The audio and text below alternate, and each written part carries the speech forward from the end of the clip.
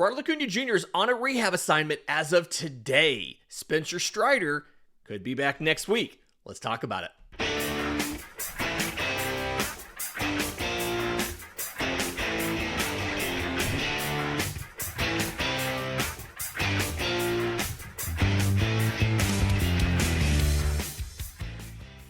Yes, welcome on in to Braves Today for Tuesday, May 13th. Your source of news, notes, and updates on your Atlanta Braves.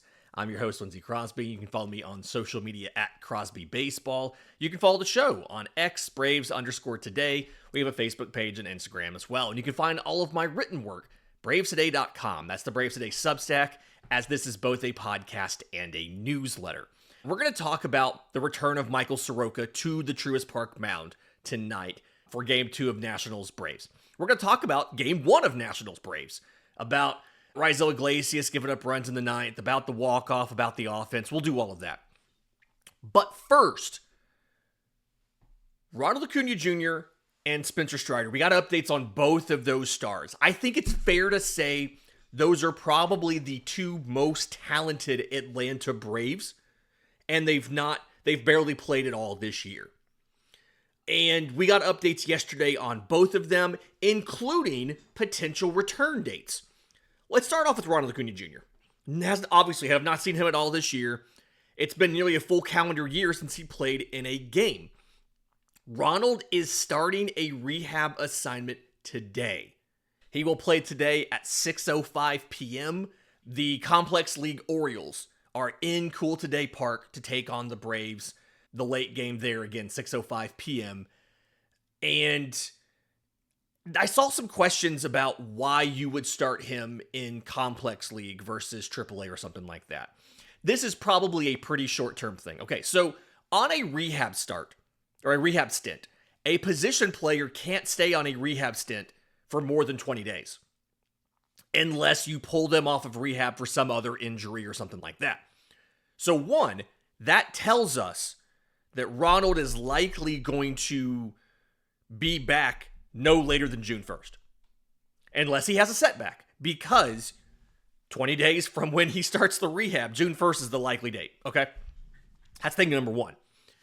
Thing number two is he's been in Northport, right? So he's already there. And given that he's been doing outfield drills, but he hasn't actually played in regular games in both an offensive and defensive capacity, let him stay with the medical staff that's been working with him, the rehab staff that's been working with him down in Northport. Let him stay there with them. And I would assume a game or two, he shows that he is fine from a physical perspective, they move him up.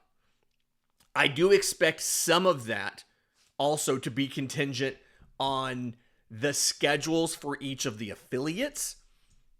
You just want to make sure that you have the ability to get him at home versus on the road. So like for instance, this week, Augusta Single A is on the road. They're in Columbia, which is in the Carolinas. Rome is on the road. They're in Greensboro. Columbus is on the road. They're in Knoxville. So if you want Ronald to play home games during his rehab, your options are Complex League, AAA. That's it. So this could be something where, depending on their comfort level with sending him on the road, he could play a week of complex level games and then bump up to another affiliate who is at home next week. Which next week, Augusta's at home, Columbus is at home. So you have a Single A, you have a Double A team at home. And then the road, Rome is on the road, that's High A. Gwinnett, AAA, is on the road. So the idea here, he stays with the staff that he has right now, that knows him, that's been working with him since February, since he reported. And once they determine, hey, he can get through a game and he's fine, there's no lingering impacts, then they find good schedule with the full season affiliates to send him to a higher level of rehab. Again, you only get 20 days here. So he's going to be back pretty soon.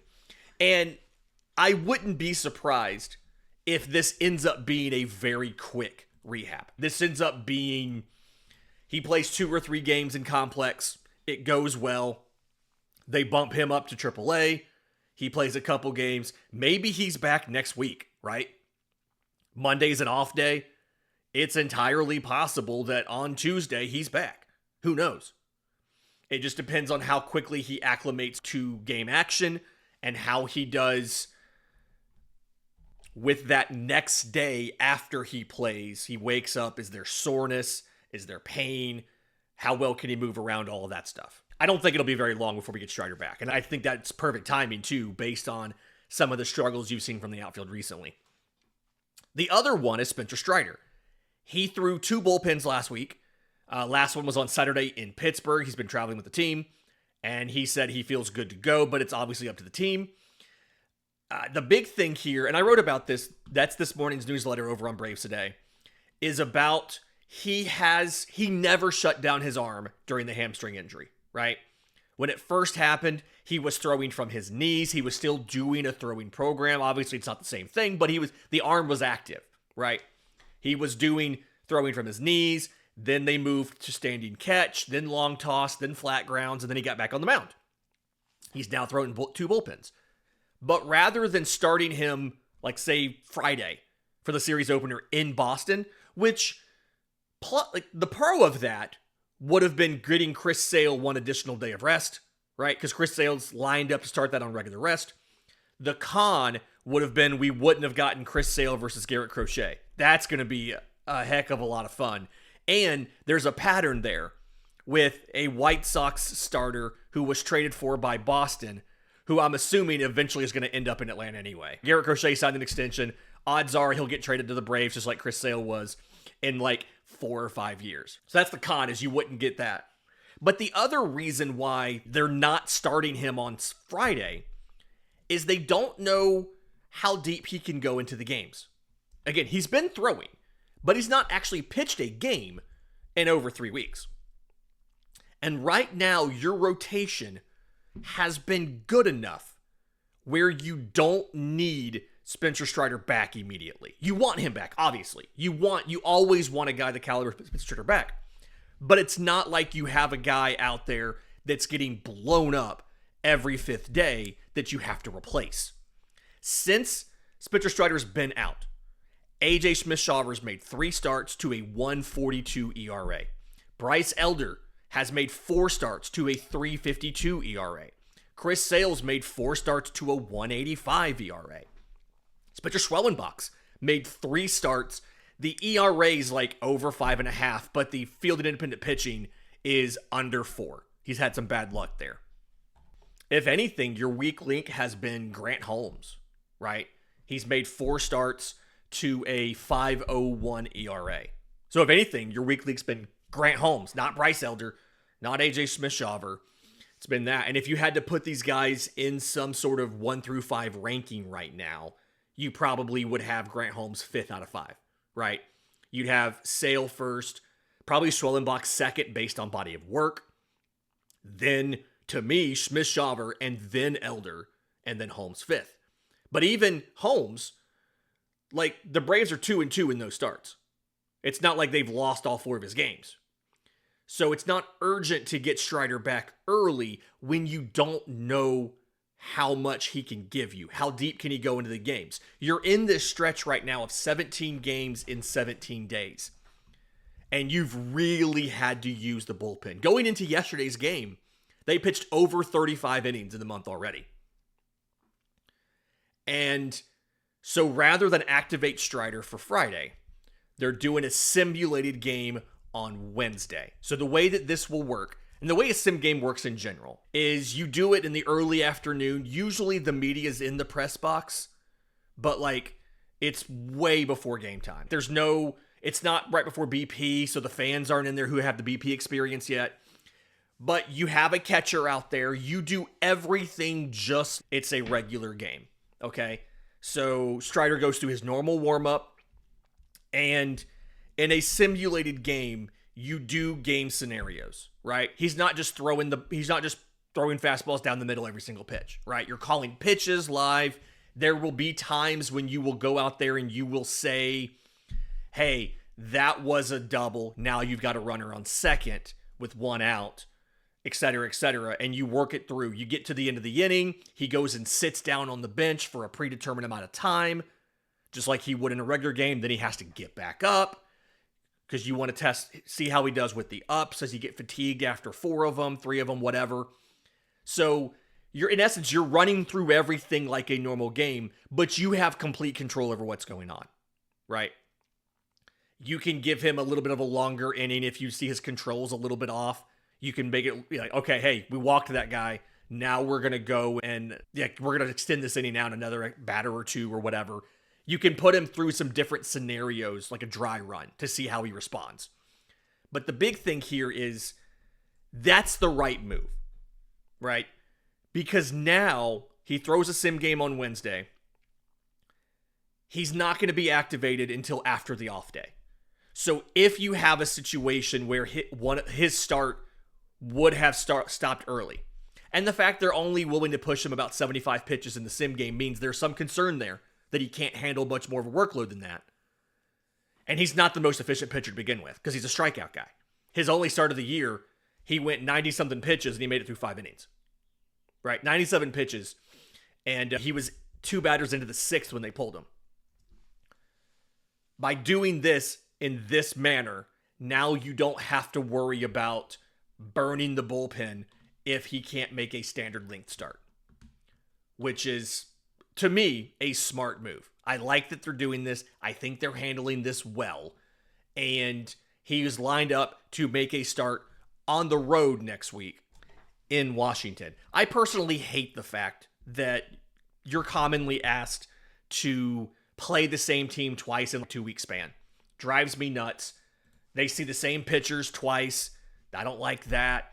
If the whole reason of that, the new schedule of where in essence you get a home and home against every team every year, if the whole point is to let fans see the stars of every team, right? If a dude's on the injured list, he goes on the injured list right before the first game of the first series with you guys, he might have a minimum stay on the injured list, and you might not see him at all in either series. Spread these out a little bit. Stop doing back-to-back weeks, right? Do this here. Do the return visit in 3 weeks, right? Not the very next week. But MLB doesn't care what I think about the schedule. They'll have the Braves play 7 out of their next 10 against Washington, and we just have to live with it. Speaking of playing Washington, let's break down that win yesterday, because 4-3 win, you walked them off, and I actually think there was some decent progress to be made by the offense. We'll break that down next, right here on Braves Today. But first, today's episode is brought to you by our friends at Chinook Seedery, the absolute best sunflower seeds on the market. You guys have heard me talk about this before. I'm a Chinook guy. Listen, 8 different flavors, okay? Original, just a nice balance of saltiness and sweetness. They've got Parmesan and pepper, sleeper flavor. A lot of people don't think much about it. It's just like a nice savory cheese. It's good, okay? Cinnamon toast. I love the sweetness of this one. Dill pickle. It's not overly vinegary. It's really good blend of flavors. Hatch chili, nice and bold. Smokehouse barbecue, jalapeno ranch, and lemon pepper, okay? So, go to ChinookSeedery.com, ChinookSeedery.com, ChinookSeedery.com. Promo code BRAVES gets you a couple things.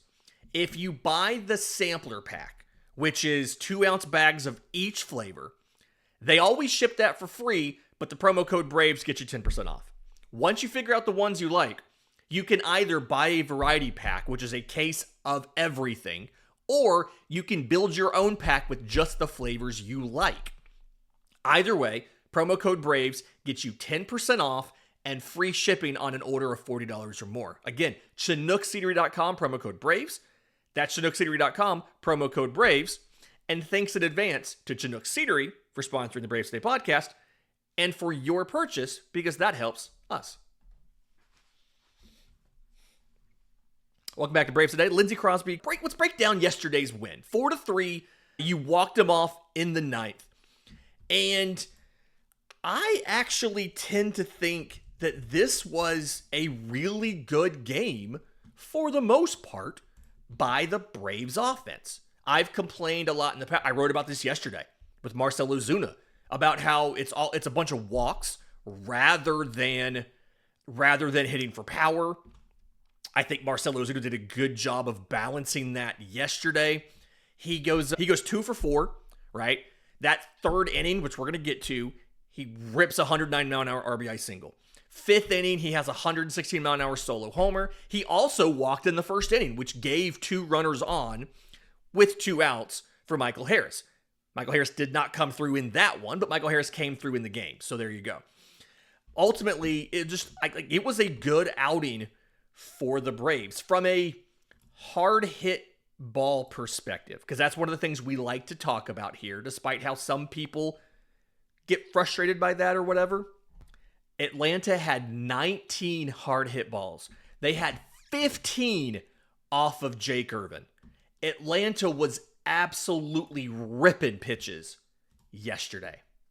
Now, unfortunately, of all of the Atlanta hard hit balls, none of the ones under 105, or I guess none of the ones over 100 were hits, right? But Atlanta had plenty of hard hit balls, right? They did a really good job of getting the ball in play with a good swing and making the defense make a play. And it wasn't just hitting for homers. Like looking at that second inning. Looking at the third inning. 2 quick outs. Nick Allen line out, Alex Verdugo line out. Alex Verdugo hit a couple hard hit balls yesterday, by the way. But Austin Riley walks. Matt Olson rips a single to right. Austin Riley moves to second. Marcell Ozuna rips a single to left. Riley scores and Olson's on second.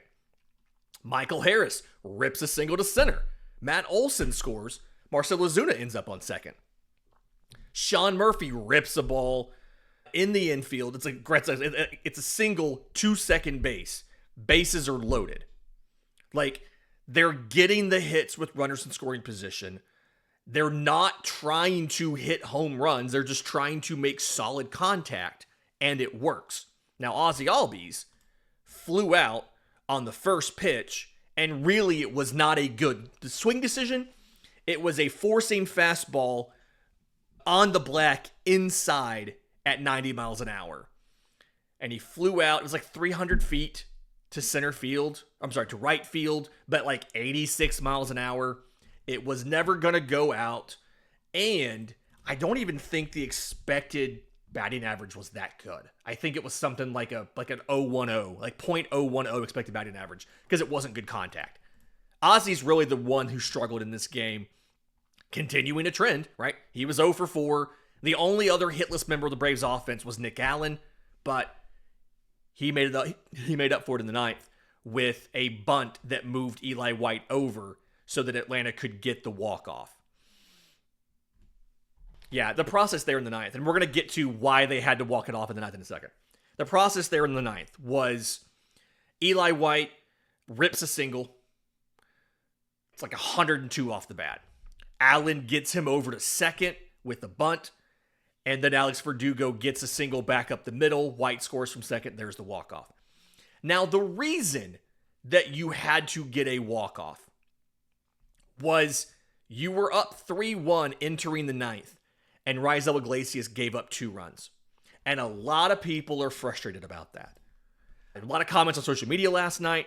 A couple comments about this on the Today's 3 Things, on the game recap from last night over on Braves Today. But just like Sunday, this was another situation where, honestly, I'm not blaming Raisel Iglesias for this, okay? So, he gets an early ground out. There's 2 singles and a ground out with 2 in scoring position. But on the singles, okay, I would encourage you to go to MLB.com. I don't have the visual aids loaded for the pod here, and obviously if you're on audio, you can never see the visual aids anyway. That's why I tend not to use them too much. But go back and look at the ninth inning. Look at the pitch plot, right? On MLB.com, you click the play and you hit pitches and it'll show you what happened. The Keibert Ruiz single, he threw him an inside fastball that he took for a ball, and then he ran a sinker off of the plate away.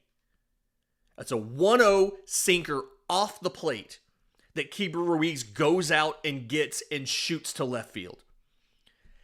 Perfect execution from Raisel Iglesias. Didn't throw a pitch in the strike zone. Dude gets a single out of it. You hate to see it, whatever. Luis Garcia, his single. That one's even more frustrating. He takes a changeup below the zone for a ball. He fouls off a changeup that's down and away off the plate. And he barely, it's a foul tip. He barely gets to that ball. So Iglesias goes back to that, but the pitch is even farther off the plate than the previous changeup was. And Garcia not only makes contact, it's 81 degrees, but he shoots it for a base hit. That's even more frustrating than the first one. Like, again, that's 5 pitches in these 2 at-bats. None of them were in the zone. And yet, he still gave up 2 hits. Okay, then he gets a ground out. Then the Dylan Cruz error, which I actually think after the game they changed that to a base hit and a throwing error. But he gets Dylan Cruz 3-2. He only throws him 1 pitch in the zone, which is an elevated four-seam fastball he swings through. He does get a called strike on a sinker on the black that's down and away. He throws him 2 more pitches down and away. He throws him another sinker farther off the plate than the first one, doesn't get the call. Throws him a slider down there. Cruz doesn't chase it. And then he throws him a sinker in the zone. And Cruz shoots it back up the middle. Nick Allen, who, reminding you, was one of the only shortstops without an error entering last night's game, was the outs above average leader for all shortstops entering yesterday's game. And I want to say top 3 in defensive runs saved, behind only center fielder Pete Crow Armstrong of the Cubs. Not only gets to the ball up the middle, but he's not backhanding it or diving to knock it down. He gets all the way in front of it, but he just throws the ball wide of second base. So, to recap, the 2 hits, and then I guess technically the 3 hits now, because they changed the ruling on that. The 3 hits for Raisel Iglesias. 2 of them are pitches down and away off the plate that a guy goes out and gets. And then the third one is a ground ball back up the middle that his shortstop, the best defensive shortstop in baseball as of right now, gets to and throws it wide of the bag. For the second straight game, it's not Raisel Iglesias' fault. Now, I know because he was so bad and it was his fault early in the year, a lot of people don't want to think about this potentially not being his fault. But honestly, just like on Sunday, if I'm calling pitches in this inning, there's not a single thing you would do differently except maybe not throw that sinker in the middle of the zone to Dylan Cruz. Throw it a little bit lower, do something to not give him an opportunity to put it in play. Flip side of that, it is 3-2, right? You don't want to walk him to load the bases. So even then, it's frustrating, but I don't know what you would do differently in that at-bat. In any of those at-bats. Even giving up the ground ball to Dylan Cruz on a fastball in the zone, if Nick Allen makes the throw, inning's over. You win. You were 1 pitch away from winning the game. So it's frustrating, yes. But just like Sunday, I'm not blaming Raisel Iglesias for this. Is he fixed? No. Has he looked much better in these 2 outings than he looked early in the year when he was giving up home runs on elevated sliders and things like that? Absolutely. From a stuff perspective, he looks to be back to the old Raisel. He just hasn't had good results in these 2 games. All right, in just a minute, talking about bad results, but good process, Michael Soroka makes his Truist Park return tonight. We'll break that down next, right here on Braves Today. This one hurts, right? I wanted Michael Soroka to come back to Atlanta. I wanted the Braves to sign him in free agency. When he moved to the pen for the White Sox late last year, he was fantastic. He was so good out of the pen last year. And so my hope was that Atlanta would bring him back with the idea of he's probably going to be a reliever But if we can work on making him a starter, then it'll work out. Because I don't think people realize when he came back in September, he had 3 outings as a reliever, 7 1/3 innings, 2 hits, no runs, 2 walks, 13 strikeouts. It's an ERA of 0, obviously, but a fielding independent pitching of 0.44. It's not like he got lucky there. He was pounding the zone with strikes, and he's doing things differently than he always did. The Michael Soroka that we know from 2019 and 2020 was throwing a sinker and getting heavy ground balls. He was one of the best pitchers in baseball in 2019 at inducing ground balls, right? He had a slider, he played off of that. He did throw a 4-seamer some, and he had a changeup. But it was heavy sinker slider, pound the zone, get ground balls. Michael Soroka now is not that. He's 0-2 with a 7.20 ERA in 2 starts before he went on the IL. I think it was a shoulder issue, maybe? I don't quite remember what it was. But he's been exceptionally unlucky. 7.20 actual ERA, 3.41 fielded independent pitching, 3.26 expected ERA. And what he's doing, he's no longer a sinker slider guy. So far this year, in 2025, he has thrown 161 pitches. 6 of them have been sinkers. He's not a sinker guy anymore. He's a 4-seam slider changeup guy. And it's working. Okay. 4-seamer, 94 miles an hour, which is right around what average should be for a righty. But back in his heyday, back in 2019, when he was so amazing for the Braves, he was throwing like 92, 93. So he's throwing it harder. Granted, this is all small sample size stuff. But 4-seam, slider, changeup, then sinker.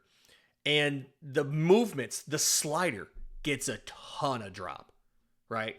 It's only 80 miles an hour.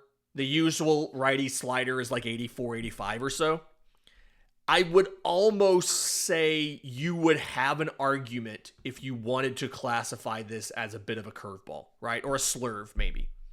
Okay, it does get significantly more drop. Something like let's see here. The induced, it gets 9 inches more induced vertical break than the traditional slider. Actual movement, it's 7.9 inches more drop than the average slider gets. And it has more horizontal movement as well. So like it's a good, very good slider.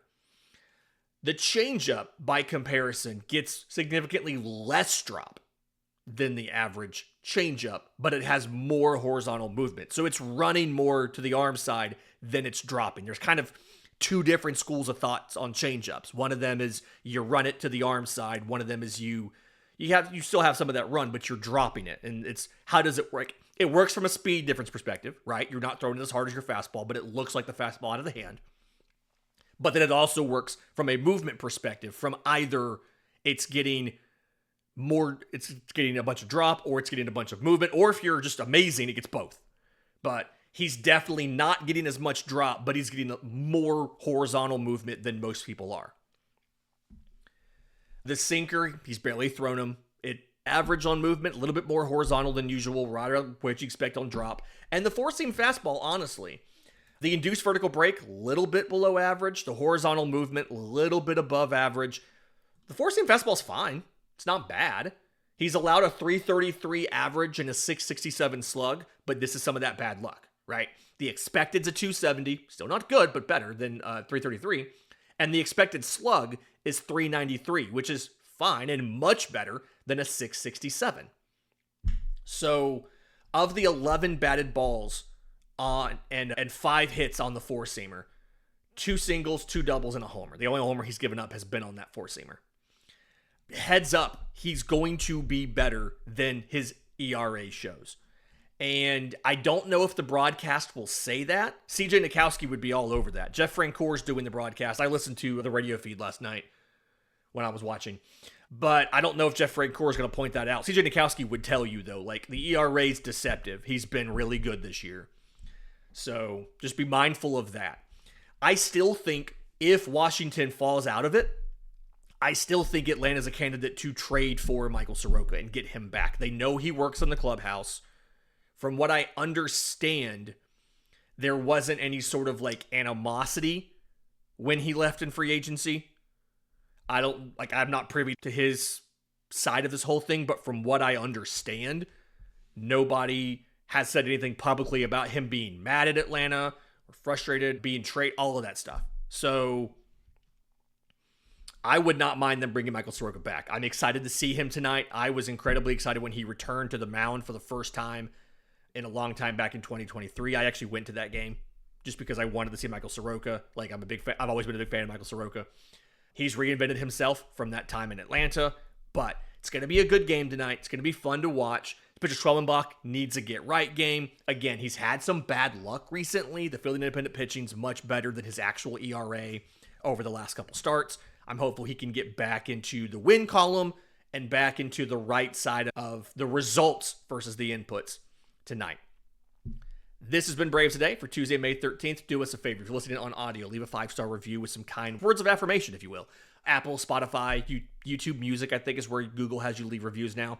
If you're watching on YouTube, subscribe to the channel, hit the notification bell so you know when we drop tomorrow's episode. Also, BravesToday.com, free or paid memberships, helps out what we're doing over here a ton. Until next time, this has been Braves Today.